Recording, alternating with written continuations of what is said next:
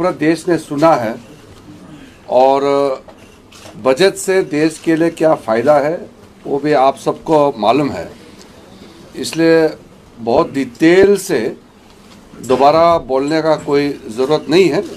लेकिन ये तय हुआ हमारा भारतीय जनता पार्टी की ओर से कि सीनियर मिनिस्टर्स खुद जा कर के स्टेट्स का कैपिटल में और इम्पोर्टेंट शहरों में जा कर के हमारे मीडिया बंधुओं के साथ वार्तालाप करें ताकि जनता को कुछ बातें बहुत करीब से पहुंचा सके। मैं बहुत खुश हूं कि आपके बीच में आने का मुझे फिर से मौका मिला। मेरे लिए जम्मू कश्मीर कोई नई नहीं है। मैं अलग अलग विभाग संभालते समय हर विभाग में यहाँ बहुत करीब से काम करने का मौका मिला है। आज बजट के बारे में चर्चा करना है थोड़ा सा। मुख्य रूप से आपको ये देखना होगा कि बजट से आम लोगों को क्या मिला है और देश के लिए क्या फ़ायदा है।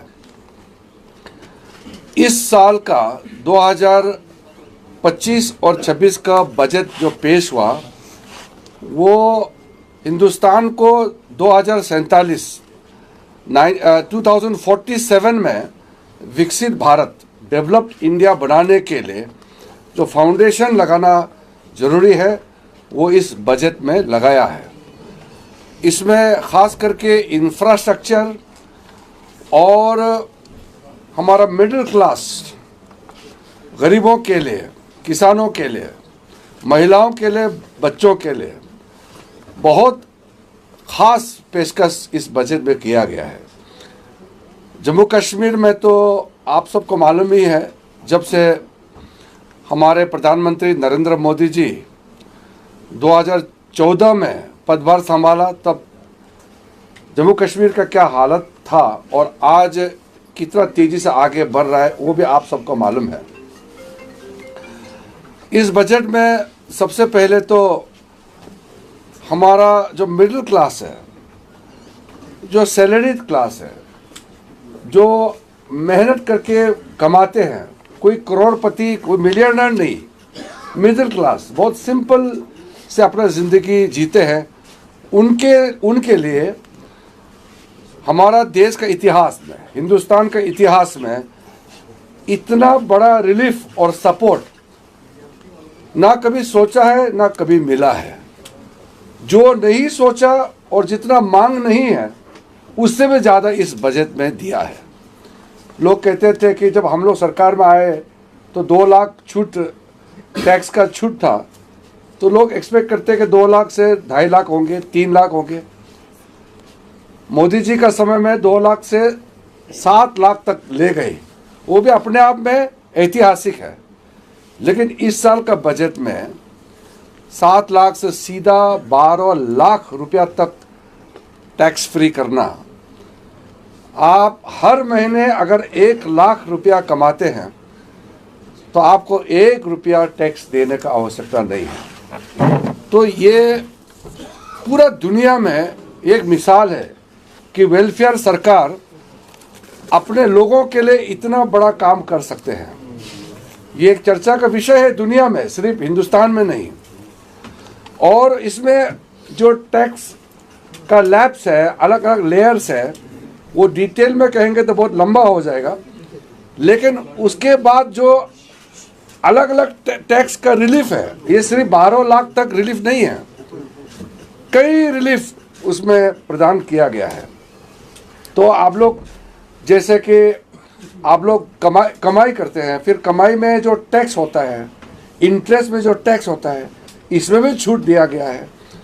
आप अगर लोन लेता है या टैक्स एट द सोर्स जो डिडक्शन करता है उसमें कमी, हर लेयर में टैक्स का छूट इतना दिया गया है कि मिडिल क्लास अपना ज़िंदगी आराम से जी सके। और अभी इनकम टैक्स को लेकर के एक सिंप्लीफिकेशन, सरलता के लिए नया कानून हम लोग बना रहे हैं। परसों कमेटी बनाया और पार्लियामेंट्री एक सिस्टम होता है, सेलेक्ट कमेटी बना करके इनकम टैक्स को भी बहुत सरल करने का मोदी सरकार ने निर्णय किया है। तो सबसे पहले तो हमारा मिडिल क्लास लोगों के लिए जो राहत दिया है उसके लिए मैं पूरा हमारे मिडिल क्लास कम्युनिटी को अभिनंदन करता हूँ। मैं आपको बधाई देता हूँ कि इतना बड़ा छूट इस बार मिला है। उसके बाद में जम्मू कश्मीर में एक विशेष परिस्थिति है। कश्मीर में तो आपने देखा है, यहाँ लोग सेब उगाते हैं, हैंडलूम, हैंडीक्राफ्ट, जो छोटे छोटे बिजनेस करते हैं, उनके लिए बहुत राहत इस बार मिला है। और आपका जो कश्मीर में सामग्री पैदा होते हैं वो लोकल मार्केट ही नहीं, उसको एक्सपोर्ट करने के लिए भी एक मिशन इस बजट में घोषणा किया गया है, ताकि यहाँ जो मेहनत करता है कश्मीरी आर्ट्स, कश्मीर में कारीगरी का बहुत फेमस है, बहुत नाम है, उसको दुनिया के सामने में आपको प्रोडक्ट को ले जाने के लिए स्पेशल मिशन मोड में इस बार अनाउंसमेंट जो हुआ है, इसमें पूरा इंटरवेंशन करके सपोर्ट मिलेगा। आपको लोन ले करके आप प्रोडक्शन में इंक्रीज करके आपका प्रॉफिट मार्जिन को तो इंक्रीज होगा ही होगा, लेकिन साथ साथ में कश्मीरी आर्ट ये दुनिया का सामने में जाएगा। तो मैं मानता हूँ कि ये बजट के बाद में यहाँ स्मॉल स्केल इंडस्ट्री और मीडियम इंडस्ट्री के लिए बहुत बड़ा एक रेवोल्यूशन आएगा पूरे आपका इंटायर जम्मू कश्मीर में, और इस वैली में तो आपको बहुत ज़्यादा फ़ायदा तुरंत देखने को मिलेगा। अभी मैं माइनॉरिटी अफेयर्स का भी मिनिस्टर हूँ, इसलिए हमने ये निर्णय किया है कि मैं अगले 2-4 महीने के अंदर में बहुत बड़ा यहाँ मेला लगाऊंगा, जिसमें कश्मीरी जो कारीगर है वो अपना सामान आराम से वो वहाँ जाके वो सेल कर सकते हैं। अभी मैंने दिल्ली में लगाया था, सबको फ्री हम लोग आने जाने का खर्चा भी हम लोग डिपार्टमेंट देते हैं, खाना पीना सारा हम लोग इंतज़ाम कर देंगे, बस आपके लोग अपना सामान लेकर के बाज़ार में हम प्लेटफॉर्म बना देंगे, आप उसमें अपना सामान को सेल कर सकते हैं। तो इस तरीके से जो स्मॉल स्केल, मीडियम और जो लार्ज स्केल का तो होता है, बट विशेष करके मीडियम और स्मॉल स्केल इंडस्ट्री के लिए बहुत ख़ास काम इसमें हुआ है। उसके बाद में जो इस बार का बजट में फार्मर्स के लिए, किसानों के लिए बहुत बड़ा अनाउंसमेंट हुआ है। आपका क्रेडिट फैसिलिटी से लेकर के आपका जो सामान को किस तरीके से सरकार प्रोक्योरमेंट से लेकर के मार्केट तक ले जाने का प्रावधान सरकार ने जो करने का निर्णय किया है, उसमें भी कश्मीर एरिया में आपका किसानों का बहुत बड़ा फ़ायदा होने वाला है। यहाँ जो नाफेड और NCCF है, इनके माध्यम से मार्केटिंग का भी सरकार बहुत बड़ा योगदान आपको देने वाले हैं।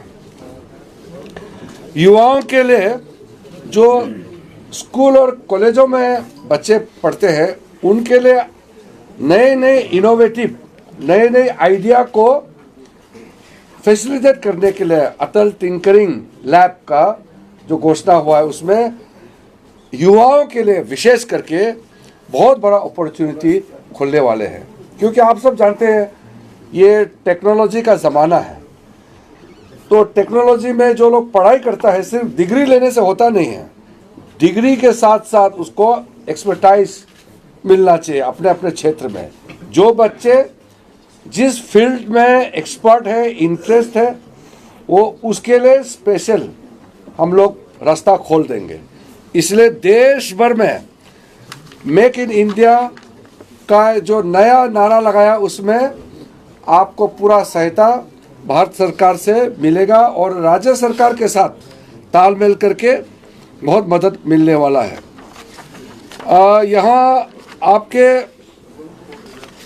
जो जम्मू कश्मीर में इंफ्रास्ट्रक्चर को लेकर के जो काम हुए हैं, मुझे बहुत लंबा इसमें बताने का आवश्यकता नहीं है। अभी अभी कुछ 2-3 सप्ताह पहले प्रधानमंत्री मोदी जी खुद आकर के यहाँ टनल का इनॉग्रेशन हुआ। उसी प्रकार से जो मेरे पास लिस्ट है, जैसे मैंने कहा, पूरा अगर हम लिस्ट आपको बताएंगे तो बहुत लंबा हो जाएगा, और आप सबको मालूम है कितना नेशनल हाईवे, रेलवेज़ का अलग अलग क्षेत्र में कई काम हो रहे हैं, जैसे कि मैं जब खेल मंत्री था, स्पोर्ट्स मिनिस्टर के रूप में जब मैंने काम किया, हर एक डिस्ट्रिक्ट में स्पोर्ट्स का मल्टी स्पोर्टिंग डिसिप्लिनरी का हॉल बनाया गया है हर एक डिस्ट्रिक्ट में। ये हिंदुस्तान में पहली बार हुआ है कि प्राइम मिनिस्टर स्पेशल पैकेज के तहत जम्मू कश्मीर में हर एक डिस्ट्रिक्ट में स्पोर्ट्स का फैसिलिटी खोला गया है। हमने विंटर स्पोर्ट्स का यहाँ आयोजन शुरू किया, अभी होने वाले हैं फिर गुलमर्ग में। तो मैं जब स्पोर्ट्स मिनिस्टर रहते समय गुलमर्ग में खेलो इंडिया विंटर गेम्स शुरू किया था। वो एक आकर्षक, आपको अट्रैक्शन, लोगों को कश्मीर की तरफ खींचने का बहुत बड़ा इवेंट है। युवाओं के लिए स्पोर्ट्स में आगे बढ़ाने का साथ साथ ये एक टूरिज्म का दृष्टि से भी बहुत बड़ा जम्मू कश्मीर के लिए ये काम हुआ है। और ये डल लेक में हमने वाटर स्पोर्ट्स का भी कार्यक्रम शुरू किया था। अभी तो विंटर है, शायद अभी तो ये वाटर स्पोर्ट्स नहीं हो रहा होगा, लेकिन समर में काफ़ी एक्टिविटीज़ करने का हमने शुरू किया है।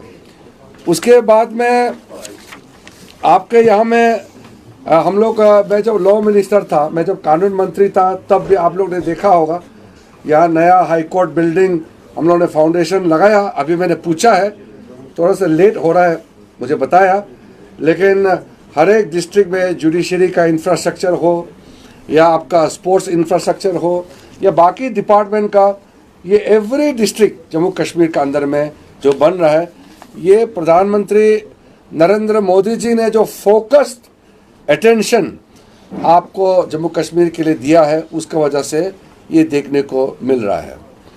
एक ज़माने में जम्मू से या कश्मीर वैली में आना भी अपने आप में एक मुश्किल का हालत फेस करना पड़ता था, क्योंकि ये जो पास है जम्मू से उधमपुर होकर के आने में कितना दिक्कतें हैं। अभी तो टनल तो ऑलमोस्ट रास्ता ही कंप्लीट हो गया, ट्रेन का ऑलमोस्ट कंप्लीट हो गया। तो हमारा हिंदुस्तान का one of the most preferred destination और one of the most prosperous region के रूप में कश्मीर घाटी और पूरा जम्मू एंड कश्मीर बनने जा रहा है। यहाँ मैंने जो मैं तो प्राइम मिनिस्टर का साथ में शुरू से मंत्री रहा है, पहले दिन से प्राइम मिनिस्टर का साथ में ओथ लेकर के मैंने खुद देखा है। प्राइम मिनिस्टर मोदी जी ने अपने मंत्रियों को, पूरे मंत्रियों को कहा कि सब अपना विभाग, अपना डिपार्टमेंट को समझने के लिए कश्मीर में जाना है और कश्मीर में ग्राउंड में जाकर के वहाँ इम्प्लीमेंटेशन में पूरा आप ज़मीनी हकीकत देखने के लिए जाना है। तो हर मंत्री आते हैं, तो मैं कई बार यहाँ आ चुका हूँ और 2014 से 2025 के बीच में जो बदलता हुआ हालत मैंने देखा है, मैं कह सकता हूँ कि विद इन शॉर्ट टाइम, बहुत लंबा टाइम इंतज़ार करने का आवश्यकता नहीं है। जम्मू कश्मीर सिर्फ हिंदुस्तान में ही नहीं बल्कि विश्व भर में सिर्फ खूबसूरत ही नहीं, one of the most developed region में ये जम्मू कश्मीर को माना जाएगा। इस तेज गति से आगे बढ़ रहा है।